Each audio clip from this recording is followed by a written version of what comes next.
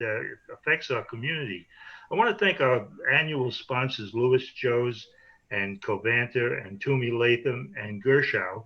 And today's sponsor is Habitat for Humanity, represented by Lee Silberman. And as soon as we have the national anthem, I'll have Lee speak and tell us a little about Habitat. We're ready to go, Frank.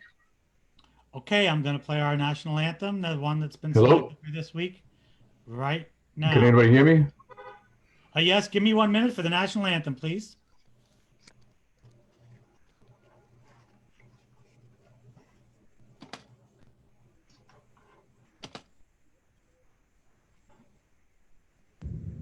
Oh, say, can you sing when the dawn's early light? What so proudly we hailed at the twilight's last gleaming? Through the bright and bright stars, through the perilous fight, o'er the ramparts we watched, words of gallantry streaming. And the rocket's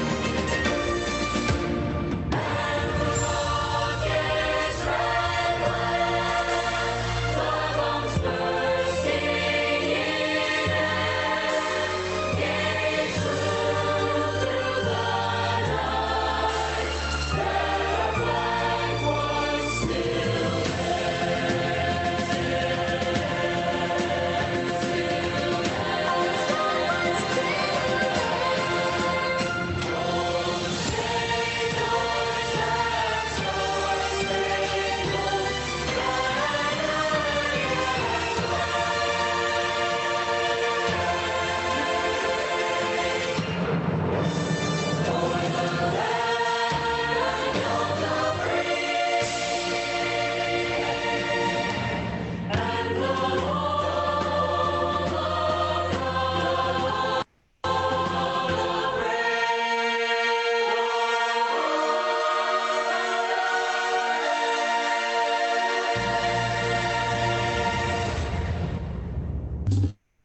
Hi, everyone. George Stephanopoulos here. Thanks for checking out the ABC News YouTube channel. If you'd like to get more... Hi.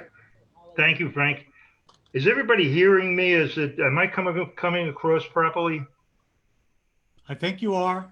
To me, you Okay, are. good. Because I just got a signal on my thing that says my internet was unstable. On the other hand, Marguerite's in another room, and I can hear her it coming over well. Marguerite, you got that very good, the anthem, right? Okay, good. By the way, I want to key in Lee Silverman. He is our sponsor today. Habitat for Humanity has done great work for people in building houses and helping people build their own houses. Lee, you want to take over? Thank you, Arnie. It's a pleasure to be here this morning. I always like to talk about the 3 myths of Habitat for Humanity. The first myth is Jimmy Carter did not start the organization. He just is our most famous volunteer. The second myth is that between donated products, volunteer labor, and the generous donation of land by the county and towns, that it doesn't cost anything to build our homes. We actually have to fundraise approximately $250,000 for every home that we build in Suffolk County. We're doing our best to build about 8 a year, so my job is to raise about $2 million a year. The third myth is that we give our homes away. We actually sell our homes at full market value to the homeowner. It's a proven fact that when Habitat builds in an area, we actually raise home values on that street, because usually our house is the nicest house on the street by the time that we're done. And the way we make the house affordable is by subsidizing the mortgage. And the fact that our homeowners don't have a down payment, they have sweat equity, about 300 hours instead of a down payment. Now, recently, COVID really highlights the need for affordable housing. It's very difficult to follow a stay-at-home order if you do not have a decent home. And communities of color were hardest hit, and that can be directly correlated to the lack of affordable housing. The areas without affordable housing tend to be the areas hardest hit. And as I said, that's the communities of color. Now, we sponsored this meeting today in an attempt to open a dialogue with the town to help solve the affordable housing crisis in Huntington. Over the years, the town of Huntington has had a poor record of supporting affordable housing within the town. I do want to emphasize that this is long before Supervisor Lupinacci came into office. So I'm hoping that we can change that dialogue. Despite the recent zoning decision to set back the cause of affordable housing, I'm hoping that Supervisor Lupinacci will partner with Habitat for Humanity of Suffolk to find creative ways for us to together alleviate the crisis of affordable housing so that our workers, our essential workers, can actually afford to live in the town in which they work. And again, I want to thank LIMBA again for the opportunity of sponsoring this meeting, and I look forward to hearing what Supervisor Lupinacci has to say.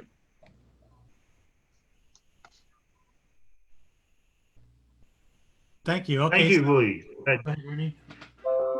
What we're going to do now is we're going to introduce the supervisor and let him give us some opening remarks, and we'll build some questions from there. But I do have a couple of specific questions for the supervisor, but why don't we let him start? Is there anything in the format that we should be handling now, Frank?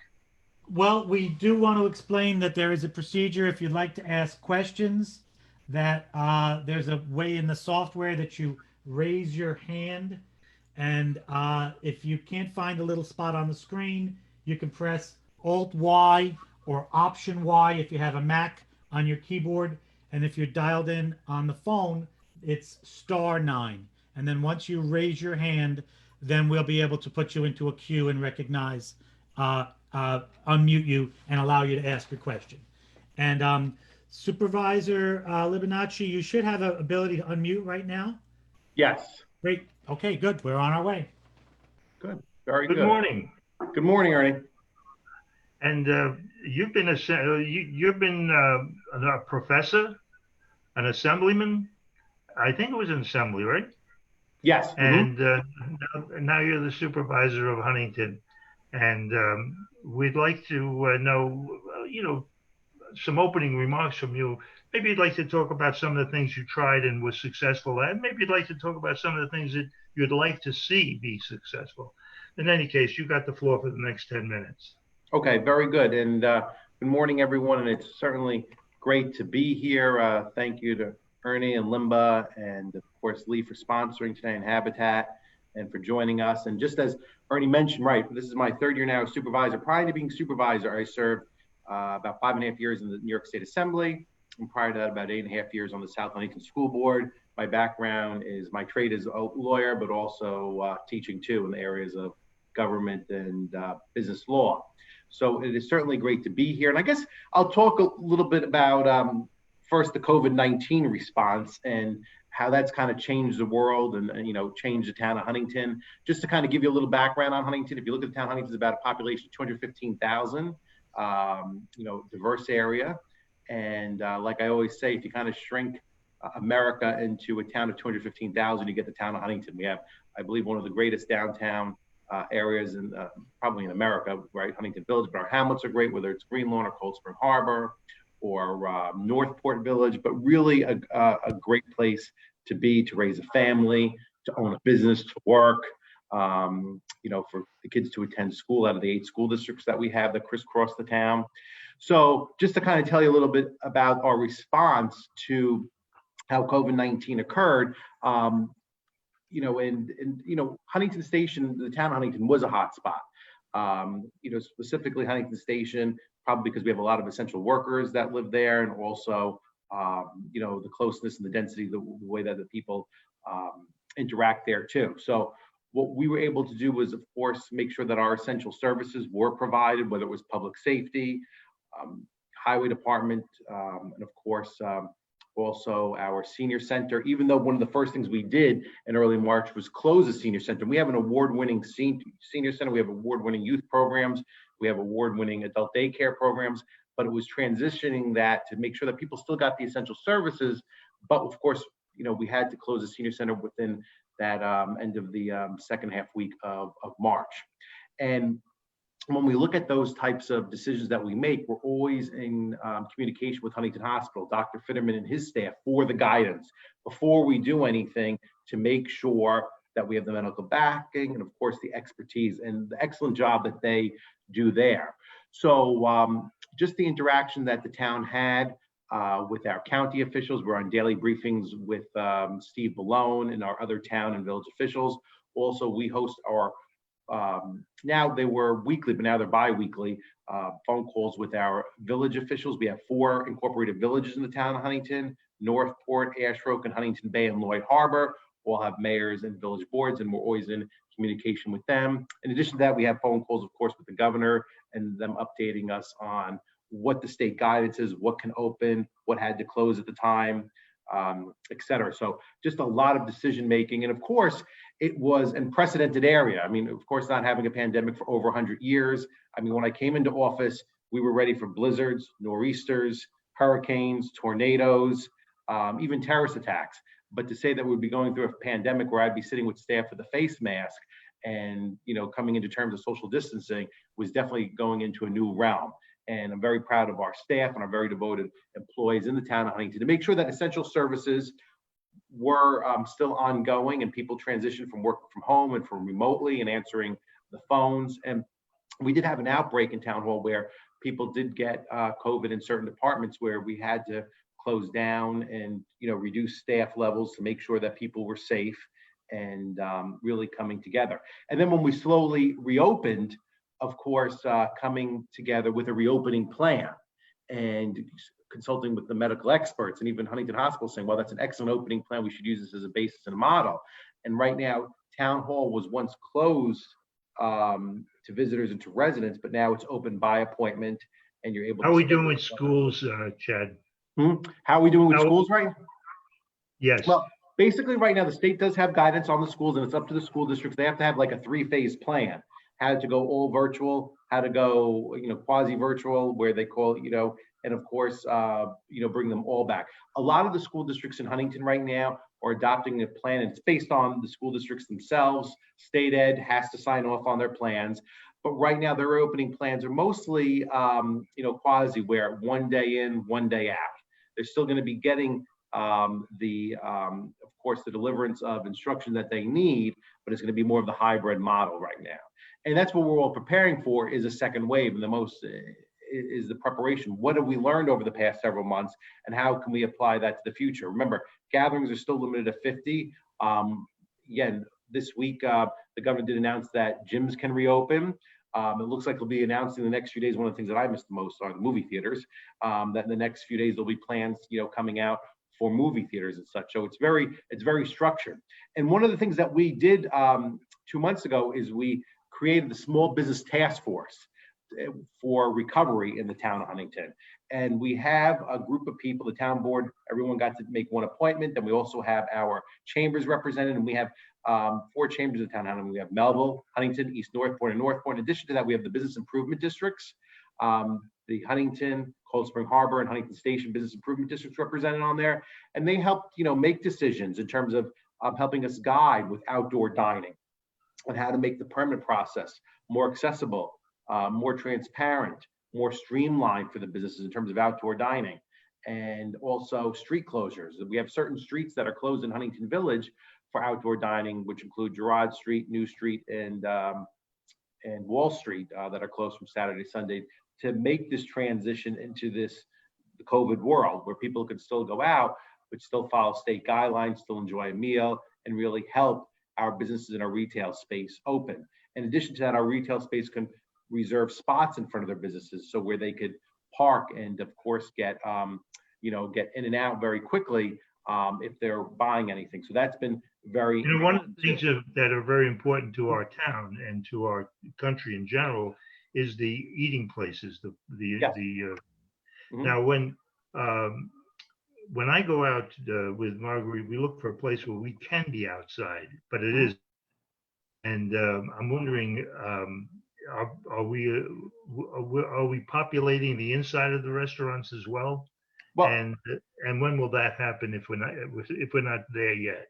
Well, I think what you're looking at is that, the restaurants inside, they can only be at 50% capacity due to social distancing restraints, but they can have outdoor dining if it's on the town or county right away or state right away. It's a quick application process that could be turned around in a few days.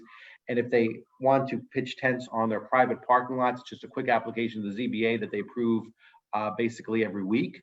And I believe right now, those were set to expire in September, but it looks like we're going to hopefully extend those. So it will be more like a model based in Europe where, people can still have tents and outdoor dining. And I think that's the transition right now. I think more people feel more comfortable going outside to eat, to enjoy a meal. And I liked it in June. July and August was a little hot, so I like to go back inside. But again, it had to be a restaurant where, and I was never a hypochondriac. I was never guarded.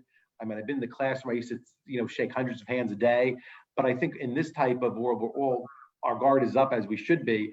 And I think more people feel comfortable eating outside, than they do inside at this point. So we want to make sure that we support an environment that continues that even when it gets colder, the fall and the winter months. And I think that will be very important. The other group that we're always in constant communication with is the supervisors for Suffolk County. So we have 10 supervisors that represent the various towns in the county. Rich Schaefer is the head of our Supervisors Association. And so we have bi-weekly meetings also where we're discussing with one another and, learning from one another how do we deal with various issues, whether it's, how our building department works or how our parks department works, but also dealing with the COVID crisis and working with one another and supporting one another of, make sure that we have the county on board with several things and also, and of course the state government. And just going back to COVID, what we did do is we made sure that there was testing sites set up in Huntington Station, which was a hotspot area, along with the county, and those occurred at St. Hugh's Church. And we want to continue the testing. How is it doing now? What? How is the testing doing in the outcomes in the places where it was hot? Well, right now, things have really retained. As most places have like a 1.9% positive rate, we're a little bit higher in terms of what Northwell's reporting, closer to 3.5 or so. And I'll get updated numbers today. But it's something that we want to continue to guard, especially and make sure they're prepared for, especially as we go into the fall. So we're always reminding people, you see I have my mask right here because I do have staff that socially distance, but we can't let our guard down, that we have to continue. And that's why New York was one of the worst areas. Long Island was one of the worst areas, but the reason we've come so far is because we've been, I think, vigilant in making sure that we've kept with social distancing, making sure that we're wearing masks in public when, parts of the country aren't. And I think that's all very important in terms of sharing that information, make sure we continue to, be by those guidelines and such. So I know it's been a hard pull for many people, and we continue to work along with our non-profits to make sure that people that are food insecure have the food on the table. So that's something that we constantly do, and make sure that they did get federal money to help with those handouts, whether that's St. Hugh's or Manor Field that we do with the Second Precinct of the Family Service League. And I think that's very important too. Just to kind of go over some other issues, and please, let me know when my time is up and when you want to open up to questions.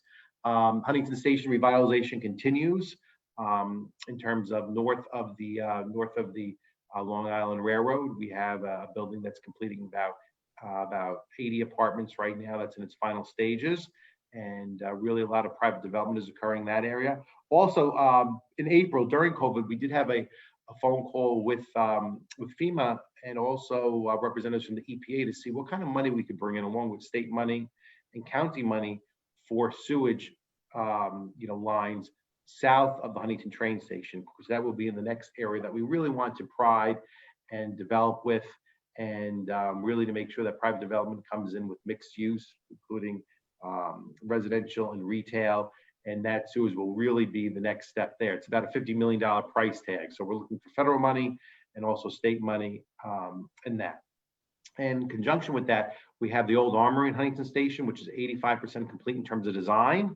And also we're looking at geothermal energy in that area. That goes to our ACERS committee for recommendations and then the ESPA committee in the next few weeks. And we hope to ground break that. And that's going to be named the Conti Center, which will be a great addition to the Huntington Station area. I don't know if there are any questions at this point. Yes. When you say you get a sewer line, where does that go? Is it, where's the plant? That would Is be it- Bergen Point. That would be going down to the South Shore. Yes, Okay. because the connection's on 110 right now. So that would be going from south to New York Avenue all the way to the 110 Jericho area. And that's where the connection point would be. So to get that, that would be about $50 to $55 million. And that's the feasibility study the county did. And that's When you get to Bergen Point, do you have the capacity down there, or you have to rebuild capacity? No, capacity's there already. And one other thing that I'll give you an update on is the LIPA case. So in case you're not familiar with the LIPA case, this has been going on for 11 years in the town of Huntington. That's basically where LIPA sued, the town of Huntington, which is the assessing authority. And just as you grieve your taxes and you want a discount on your real estate taxes at home, LIPA did the same thing. And then they said, basically they're overpaying, that power plant is overassessed at $86 million, that they should only be paying $10 million. So that has a big impact on the residents of the town of Huntington. And this has been going on for 11 years. And as we mentioned, this is probably the most significant legal case that the town has ever faced in 1653. And probably when you look at historical data. I testified one night at the town hall that I thought they were making a request that you could live with. Was that the final outcome? So right now the proposal that they made. Right. So right now we have a proposal on the table, and the town board has held one public forum last week, and then we're going to hold the second public forum and vote on September 3rd. So basically, it phases in over a 7-year period, and our next public forum is September 3rd, and we're asking the public to be via Zoom. And you can go to huntingtonny.gov, look for the public forum information. It starts at 6 o'clock, and the town board will be present, and the town attorney will give an overview of the settlement. Basically, this has kicked in $14.5 million to the school district over the 7 years to help them with budgeting purposes, and it will reduce the taxes on the plant. Remember, they want a 90% reduction to about a 46% reduction over that period of time. So it's a 7-year period with a 5-year freeze for a total of 12 years. And it's the best proposals out there that have been offered, whether it's been to the North Shore School District or to Port Jefferson area. And the Northport East Northport School Board did support the proposal with a 6-to-1 vote several weeks back. So now it's up to the town board to vote on it. And we need, out of the 5 members, we need a 3-2 vote. And we will be voting on September 3rd. And again, when we look at the significance of this case, worst case scenario, if we lose the case, the taxpayers of the town of Huntington will owe back $850 million in back taxes. So that was the argument I made. So the average person not living in the East Northport School District will have a one-time line item on their bill of about $5,000 to $10,000. The people not living in living in the Northport East Northport School District will be higher, of about $15,000 to $20,000. But if you own a commercial business, you could be paying anywhere of a one-time fee of $60,000 to $120,000, depending on the commercial property. That would be a one-time payment. So the proposal on the table does get rid of the back tax of $850 million and puts in a phase down on the assessment over 7 years, which really allows the school district, because they're the most impact, because when you look at your real estate tax, 65 to 70% of the tax bill comes from those real estate, 65 to 70% of the tax bill goes to the school district. So that's the biggest impact, and that's one of the largest school districts that we have in the town. So they're in support of the proposal because of the fiscal planning that they can do as the assessment is decreased over the next 7 years. So like I said, and Councilman Smith said, this is probably one of the most significant things that face us since the American Revolution. And the other thing I would add to that is probably since Babylon split from Huntington back in the late 1800s. So this is the impact that it has on the livelihood of our residents, and also, the taxpayers in the town too. Chad, if you have some closing remarks, we make them now, and otherwise I'll open it up to everybody. Yeah. So I think, what we've done is really looked at Huntington Station revitalization in terms of the next area of investment in the town, with the mix of retail, business, and living area. And I think the next after that is to really look at the 110 corridor. How can we continue to bring businesses to the area, especially in the changing world when it comes to office space? Because if you looked at, how COVID has really redefined this, and even before COVID, we could see a trend that office space wasn't as needed as it once was before. So we want to make sure that our zoning measures keep up with the trends and people working more from home and doing more remote meetings and such. And that's going to be the next phase that we could look at, is where do we begin to tweak our I zone or industrial zone on the 110 corridor to make sure that it continues to be welcoming to businesses, to retail space, and also living spaces too. We have a question from Ron Gomey now. You wanted to ask Chad about the tax receipts.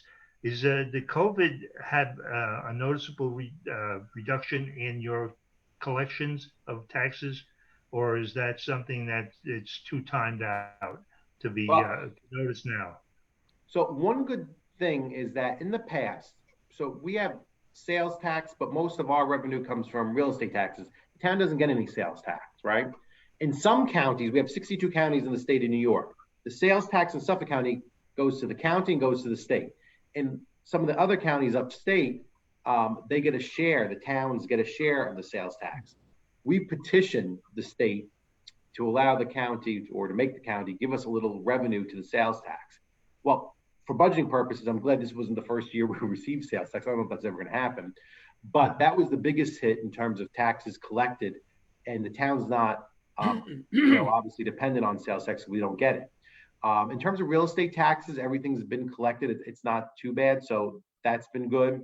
Where we have seen decreases in money is, people applying for building permits, because obviously, unless construction was considered essential during that time, but we're starting to make that up.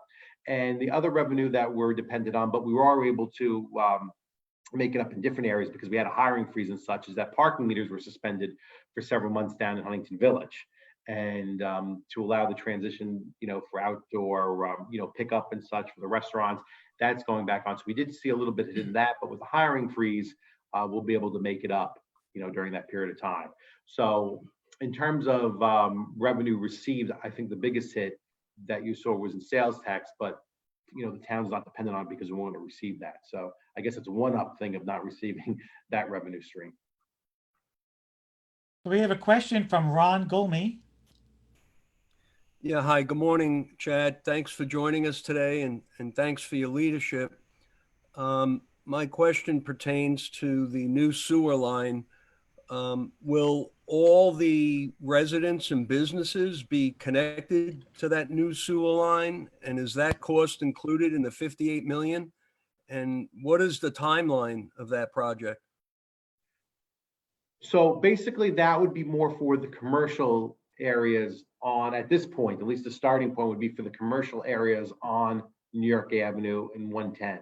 So basically, we're looking at sources of money. We want to go to the state. So right now we're still in the planning phases, and also with FEMA and the EPA have in the past, allowed places that are in revitalization to get grant money for this. So going forward, it's really trying to figure out how to pay the $55 million before we could start. So it's a partnership with the county, with the state, and also the federal government. And during COVID in April, we did hold a meeting with representatives of FEMA and also the EPA to see where we can go for that money and how the money is available. And originally they were supposed to come out and visit it, but they were supposed to come in March during COVID, but we want to set up something again soon. and to have them come out and visit the area. So the timeline is really right now, it's just making sure that the funding is there, and it's a partnership between the county and also the state, and moving forward from there. So just to clarify, so it's only commercial establishments directly on New York Avenue or directly on 110. There's nothing to the east or west of New York Avenue or 110. Correct. That's the way it's envisioned right now, but not to say could it be expanded going forward. Okay, thank you. You're welcome. Do we have anybody else? Yes, good morning. Hi, I'm Stu Almer, resident. Anybody else got a hand up? Stu does. Hey, Stu. Hi, can everyone hear me? I can't hear you right now, but Stuart, Can everyone hear me? I can Yeah, hear I you. hear you, Oh, Stu. great. Okay. Good morning, Chad. How are you? Good morning. How are you? Great. I just wanted to introduce myself and thank you also publicly and ask all of you for your support. Stu Almer, I serve as president and CEO of the Gerwin Healthcare System in Comac. And as you can imagine, operating a nursing home and assisted living amongst other programs has been probably the most challenging of any business you could operate. We are in a very strong recovery mode, but the impact to us has been extreme. One significant project that's pending is for us to build, and it's very significant, 129 independent housing units on our campus, our 34-acre campus in Comac. This is significant for us, but also very important and helps the Huntington town obviously in many ways. So I want to thank you in advance. You've been very helpful. We're trying to get to the finish line of this project, hoping that we could begin site work and building soon. We're anticipating the fall, but this is a dramatic project called Fountain Gate Gardens that will be helpful in our recovery. We must have this to recover. If you received Newsday today, you probably saw an insert fly out as soon as you opened the paper. I got it today about this housing project. And if any of you could just please support Gerwin in your day-to-day discussions, if you need assistance, we very much appreciate it. But Chad, thank you again for your help regarding this specific project. Thank you. Thank you. I know you've been in touch with us, and hopefully everything is working very smoothly. You know to reach out to us if it isn't. And thank you to Gerwin for all that you do. It's always a pleasure. I know I haven't been there in a while because of COVID, but send my regards to the staff and everyone. I will. Thanks, Chad. Thank you, everybody. Chad, what problems have lack of income had on the people who are renting from apartment buildings and things like that? Has that had an impact on the town in any way? And is it a big problem in our town? I just didn't hear the part of you said lack of income in regards to. Well, there's people who live in apartment houses. Mhm. They pay rent. Are we having a significant amount of people not paying rent and creating other problems?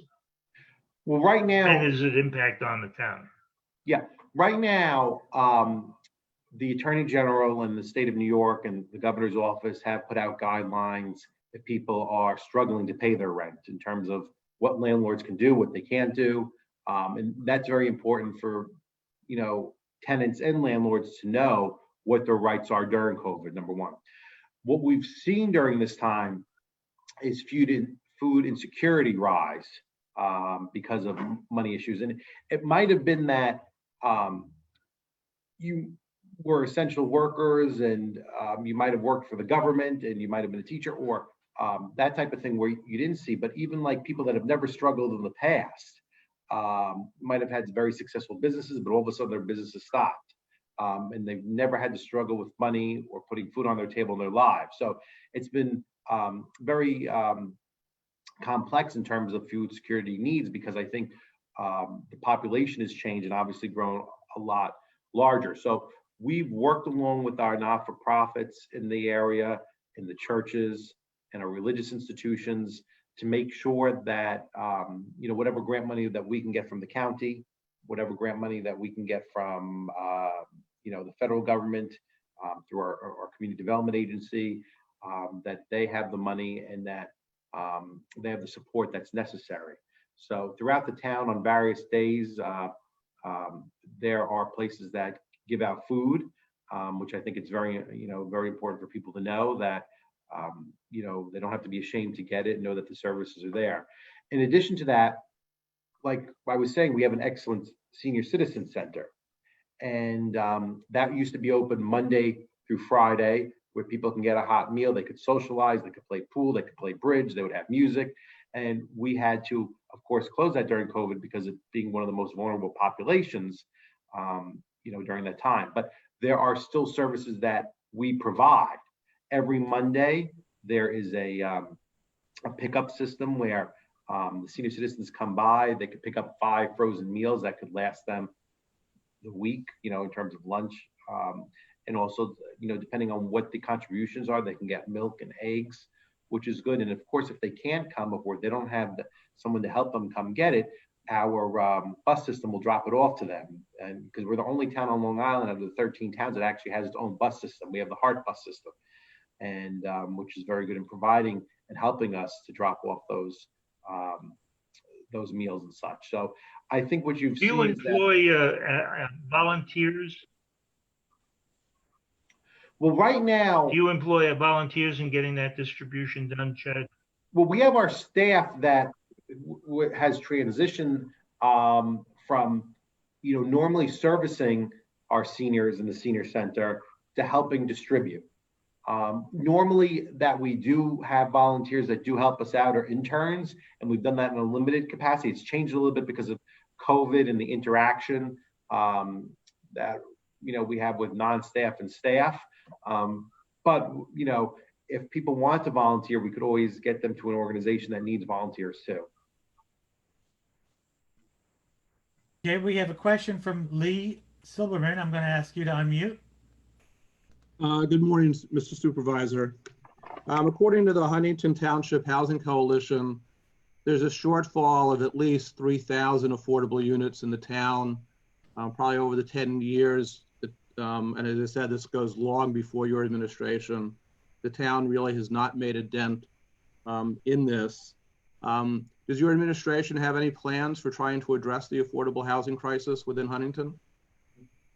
So one thing that we did work along with the housing coalition, the Affordable Housing Coalition, last year was changing the requirements for accessory apartments in the town, in terms of allowing people, if they choose, they don't have to live, and it kind of helps out new home buyers, but also helps out the senior citizens, that you don't have to live in the major part of the home. You could live in the accessory apartment and rent out the larger part of the home. And I'm still on, okay. That will help, new homeowners if they want to help with their mortgage, but also help out the more senior homeowners in case they have empty nests or lost a spouse, and they can move into the accessory apartment and rent out the major portion of their home. So I think that's helped. And also we changed the setback requirements to make it easier to allow people to rent out certain portions of their home. So I think that's been a big help. Also, with the continued revitalization of Huntington Station, you'll see more of the mixed use and the more building of apartments. And in addition, in my opening remarks, I mentioned the 110 corridor and really how the zoning has to change there to keep up with the economic changes that's going through. And we're taking a hard look and reforming the I zone. So if it's more of a mix of office, retail, hotel, and apartments. And I think that's the next area of focus in terms of, where apartments and these mixed uses can go. Okay, thank you, sir. Okay, again, if you have any questions in the audience, either if you're in the chat, you can let me know and we can unmute you, or there's a way to raise your hand in the software and then I'll know that you have a question. I was wondering if Claudia had any comments on, she's supervising apartment buildings. Claudia, can you get into the conversation? What what impact has the present situation had on the business that you represent? As far as our residential or our commercial? You can comment on both. Our commercial clients, I mean, we were in contact with them very early in the COVID situation, and worked out, payment schedules with them. So we did not take a big impact on our commercial clients. On our residential, I would say probably 10% of our residents at Gray Barn had difficulty in paying their monthly rent. And again, nothing is really being done. Just some of them have been let out of their leases because there's just no way they were ever going to be able to pay their rent. But for the most part, we have not had a great impact. Surprisingly, when COVID hit, we were at about 94% occupancy at Gray Barn. And today, even having added in 60 new apartments in a month ago, we are probably at 92%. So that was a big surprise to us that it didn't, that we didn't take a bigger impact. And I think Claudia brings up a very good trend in terms of, if you look at it, really the movement, and I think people feeling more secure coming out to Long Island to suburbia and leaving the city area. And I think even though the economy is struggling right now, I think we can all agree on that. And, just in terms of the popularity of housing, whether it's Huntington or other parts of Long Island, out east, and really seeing the movement right now from the urban areas out to suburbia. And you can see that, in fiscal numbers, in terms of the way the prices have at least stabilized or dropped in New York City, and as they are rising up in the Long Island area, because it's a popular area, because of COVID to move out to. So I think that's very interesting to see that trend. And, I think that's going to continue for a while. I actually think that real estate prices are pretty stable. Is that your reading too, Chad? On Long Island, I think that they're stable or they're rising. I think they're up a little bit too. I think it's competitive because, one of the things that I used to do, was a lot of real estate closing. So I'm still in touch with the real estate agents, and then I have family that's looking at housing right now. And a lot of the houses, there's bidding wars on, and just because there's a huge surge of people moving out to Long Island right now, and there's an asking price, and usually you negotiate from the asking price downward, but there's a lot of people that are overbidding, past the asking price, and a lot of these houses are going into bidding wars now. And I've known, just to kind of look at the rents, I don't know specifically how the rents are going on Long Island now, but I don't see them decreasing. But I know in New York City, where people are renting right now, if you're renting an apartment or something, there's like at least a 1-year break. Something might have rented for several $100s more per month per unit, prior to March. And I think, I think you've seen that. And I think, you'll see this trend continue at least through December and the end of the year, where housing prices on Long Island will stabilize and rise, and in New York City, decrease. So I have a question, Supervisor Lupinacci. I'm running the meeting here. I'm a LIMBA administrator, but my name is Frankenberger. I'm in Dix Hills. And one thing that you haven't mentioned so far is the electricity outage and storm preparedness. And, we had a rough month.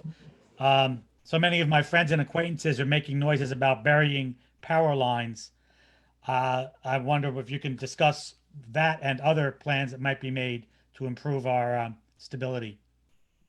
So the tropical storm 2 weeks ago was huge, and the impact of it was widespread across Long Island.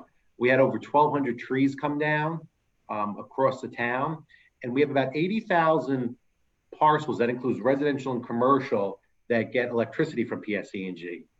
At one point, Tuesday night going into Wednesday, the storm, 40,000 or 50% of our residents didn't have electricity. and especially along the North Shore area of the town, but it was widespread throughout the town. And there were areas that didn't get back their electricity from anywhere from 7 to 9 days. And I think that when you look at this, a lot of these trees do fall on power lines. So kind of, it ties our hands to a certain extent in terms of what our highway department, what our general service department can move unless they have interaction with PSC&G. So we did open up our storm center. The superintendent, Mr. Arelli, the highway superintendent, and I did hold a press conference, and we were on the ball right away. The amount and the gravity, and and PSC&G's response in terms of their communication system going down, where residents couldn't call them, was very problematic. Also, a lot of times when you have these large storms, you're dependent on workers from other states coming here. I think there was a struggle getting workers from other states because of COVID, because their families wouldn't allow their moms and dads or their loved ones to come to Long Island just because of the natural state of affairs with the pandemic. And I think that was problematic too, adding another layer. The other addition is that many of us now work from home, whether or not you were taking summer classes as a college student or you were working home from virtually. And so now you don't have any power to even work.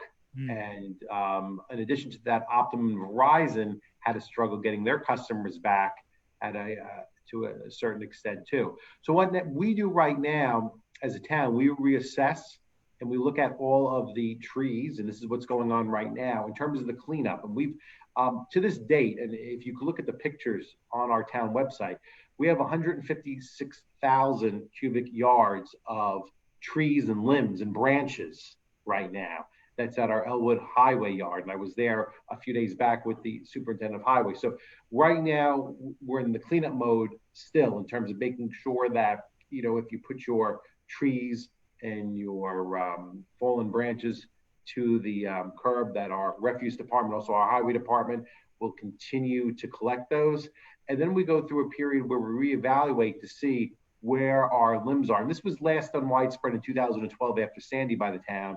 And whether or not they're on our facilities, or in addition to that, whether or not they are, touching power lines and such, PSC&G will take care of those.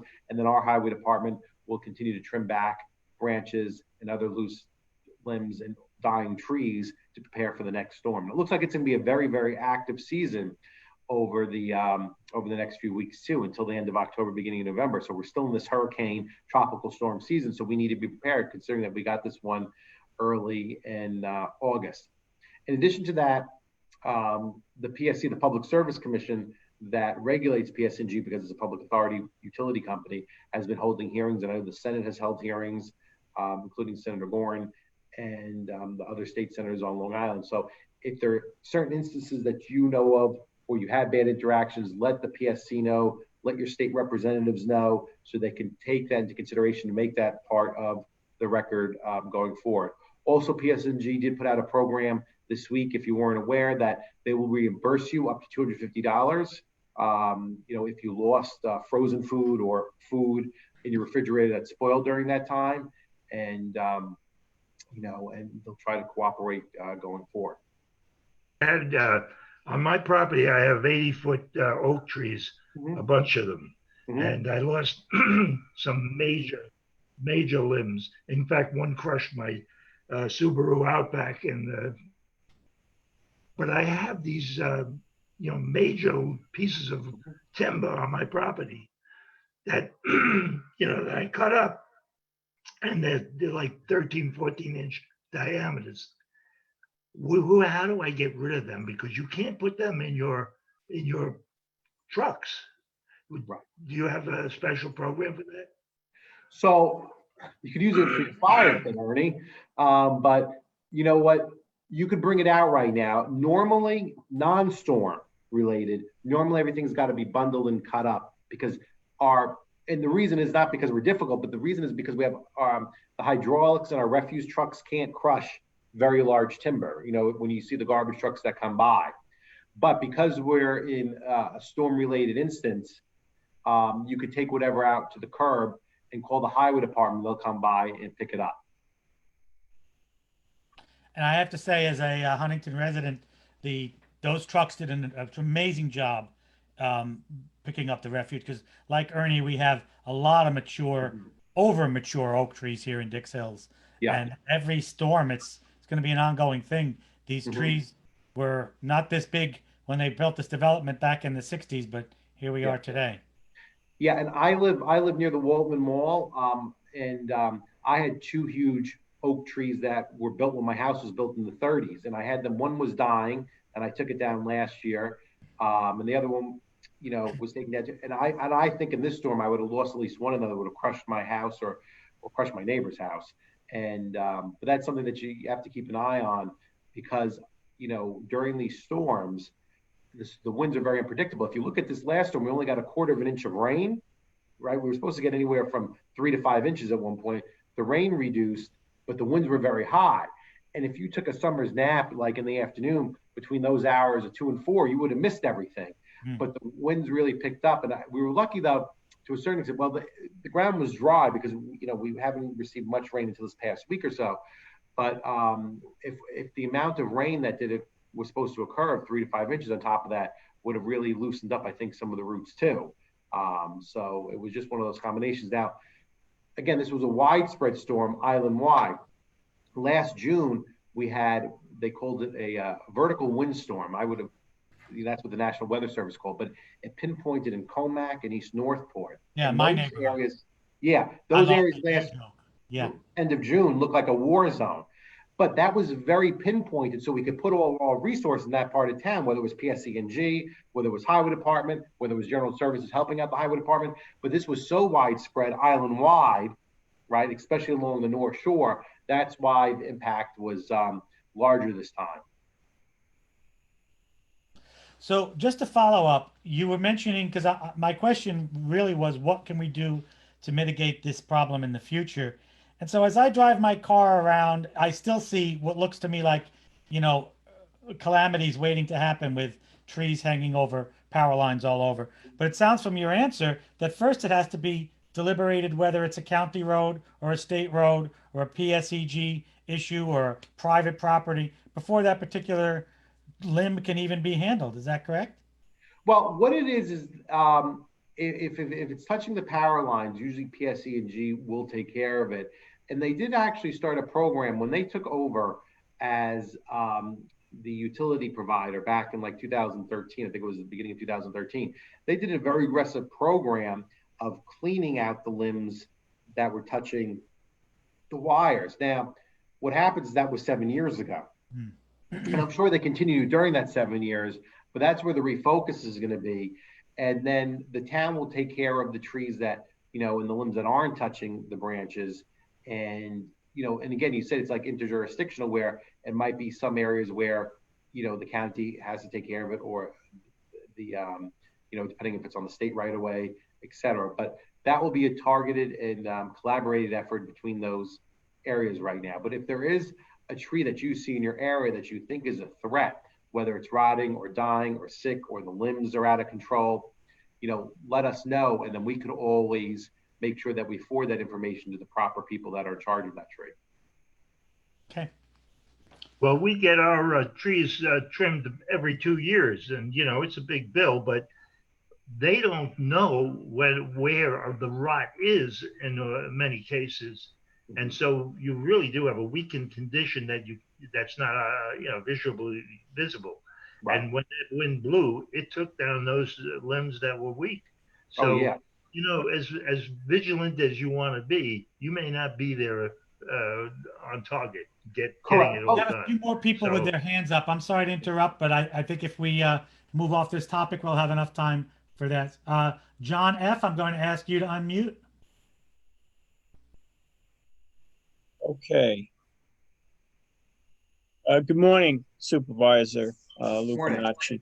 I'm a Huntington town resident, pretty active in the community here. And I'm in Huntington Village quite a bit. In fact, I'm going to be going in there after this Zoom call. And there's an ongoing development at the old town hall, which is being renovated, expanded, I believe, into a hotel, which I think will be great for the economic activity. And ultimately, I think for the parking situation, which is part of what that plan calls for. Can you give us an update of where that stands and what's going on with that? Yeah, so they did demolition, several weeks back, and they hope to have groundbreaking in the next month in terms of the refurbishment. So it just received a Smart Growth Award.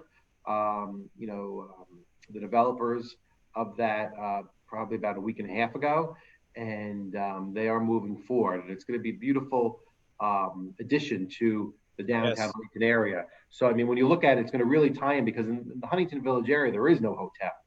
Meanwhile, you have some of the greatest venues, whether it's the Paramount or our Huntington Arts Council or the Heckscher Museum or Heckscher Park or the wonderful bars and restaurants.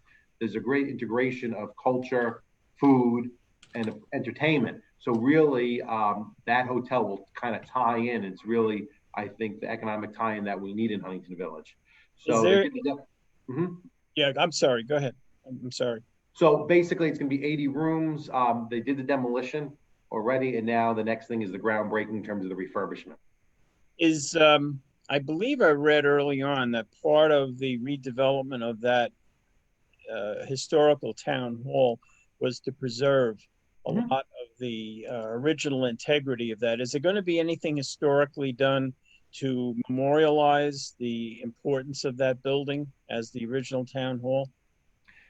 Yes. The original facade's going to be preserved, and they are working along with Huntington Historical Committee and our town historian to make sure that that part of the rich history is preserved. And that was our town hall up to 1979. And then we kind of moved diagonally across the street to the old Huntington High School, where the town bought it for $1. So that's where I'm sitting right now, is on our new town hall. And that was moved into 1979, 1980. So really that was our center of government up until the late 70s.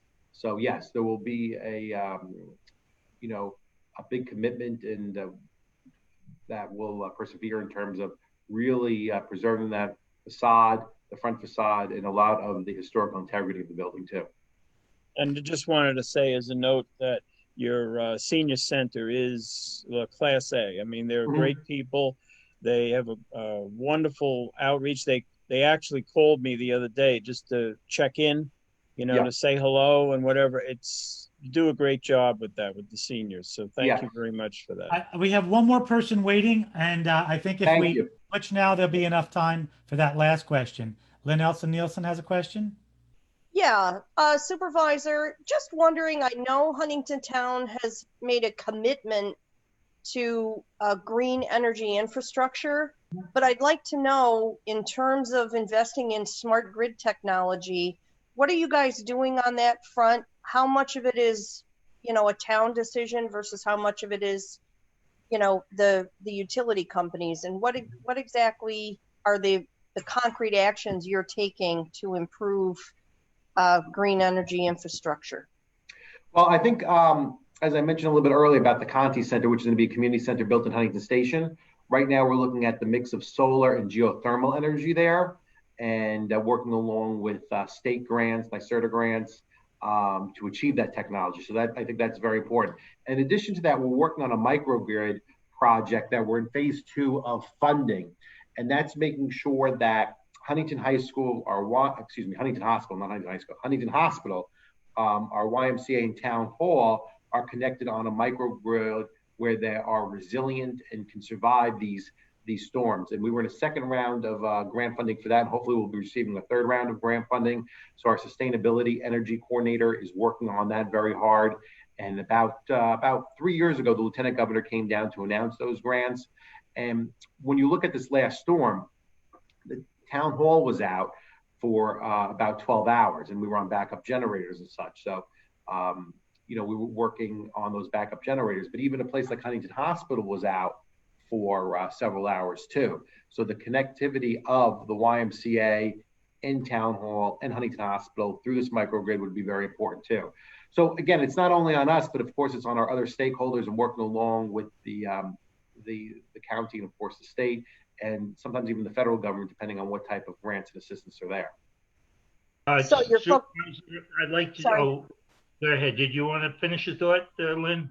I just was curious. So this is focused primarily on new construction, not on existing buildings? No, because we do look at also, we have Dix Hills Ice Rink where we have 2 ice rinks and 1 pool over in Dix Hills Park where we're looking at possible geothermal too.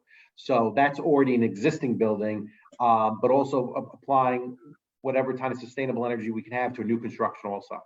Okay, thank you.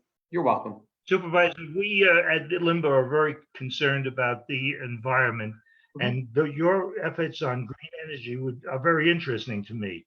And if you have some staff member to write an essay on it, we'll publish it on our newsletter. Oh, yeah. And, you know, give credit where credit is due. Yeah. So, yeah.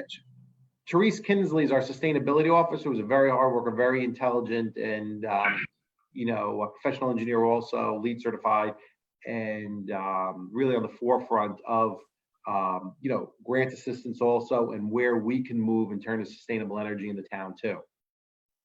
So I'll put Ernie, I'll put you in touch with her. Email me and I'll get you her email address today. Thank you. Before we close, I want to tell people we're going to have Judge Wackler on our next meeting. Oh, wow. And Judge Wackler is was a very brilliant jurist. And I wanted you to know that. Chad, I want to thank you so much for being our speaker today. Thank you. And I want to thank our sponsors and Lee Silberman in particular. And I wish you all a good morning and thank you all for attending. Thank you all for being here, and thank you to Ernie and to Lee for the sponsorship, and to the rest of LIMBA. Thank you for having me here today. Thanks again, Supervisor Lupinacci. Take care. Bye-bye. Have a good day. Bye.